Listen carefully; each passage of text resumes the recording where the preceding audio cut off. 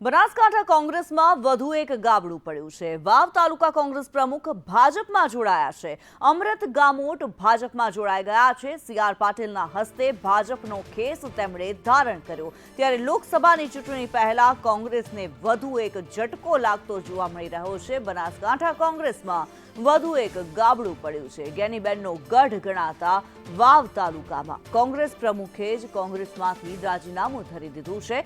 અમૃતભાઈ ગામોટે વાવ તાલુકા કોંગ્રેસના પ્રમુખ પદેથી રાજીનામું આપ્યું છે। તેમનો રાજીનામા લેટર હાલ સોશિયલ મીડિયાની અંદર વાયરલ થયો છે અને સાથે જ રાજીનામા બાદ અમૃત ગામોટેનો જે ફોન છે તે સ્વિચ ઓફ આવી રહ્યો છે।